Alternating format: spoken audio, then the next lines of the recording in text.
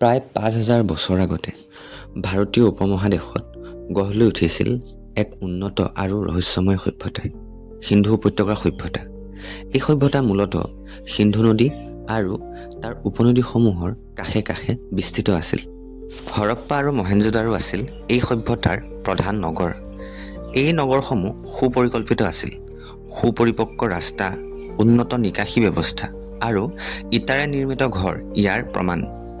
সেই সময়ত এনে নগৰ পৰিকল্পনাৰ ব্যৱস্থা সঁচাই আশ্চৰ্যজনক আছিল। এই সভ্যতাৰ নগৰবোৰ চৌকো আকাৰত গঢ়া হৈছিল আৰু ৰাস্তাসমূহ সমান্তৰাল আছিল।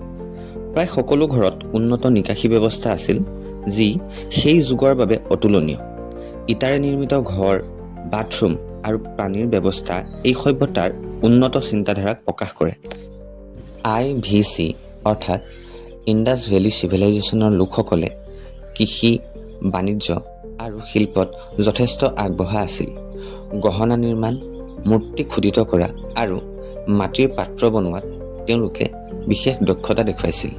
এই সভ্যতাৰ মেছোপটেমিয়াৰ সৈতে বাণিজ্যিক সম্পৰ্ক থকাৰো প্ৰমাণ পোৱা গৈছে। লোথাল বন্দৰ নগৰ হিচাপে পৰিচিত আছিল। মুদ্ৰা ব্যৱস্থাৰ সলনি তেওঁলোকে মাপ আৰু ওজনৰ মান ব্যৱহাৰ কৰিছিল, যি একেমানৰ আছিল। সিন্ধু সভ্যতাৰ লোকসকল শিল্পকলাত যথেষ্ট আগবঢ়া আছিল।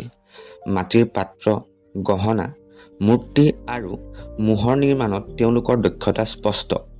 বিশেষকৈ নৃত্যভংগীৰ কন্যা আৰু পশুপতিৰ মূৰ্তি এই সভ্যতাৰ উল্লেখযোগ্য নিদৰ্শন। সিন্ধু সভ্যতাৰ লিপি আজিও সম্পূৰ্ণৰূপে পঢ়া নাযায়। এই লিপি মূলতঃ মোহৰত খোদাই কৰা হৈছিল। সেয়েহে তেওঁলোকৰ ৰাজনৈতিক ব্যৱস্থা, ধৰ্ম আৰু সামাজিক গঠন সম্পূৰ্ণৰূপে জনা নাযায়।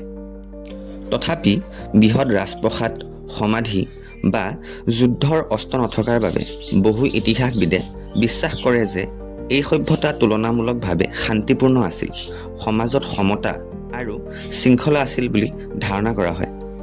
প্ৰায় ১৯০০ খ্ৰীষ্টপূৰ্বৰ পাছত এই সভ্যতা ধীৰে ধীৰে পতনৰ মুখামুখি হয়। নদীৰ গতিপথ পৰিৱৰ্তন, জলবায়ু পৰিৱৰ্তন, খৰাং বা প্ৰাকৃতিক দুৰ্যোগ ইয়াৰ সম্ভাৱ্য কাৰণ বুলি ইতিহাসবিদসকলে উল্লেখ কৰে।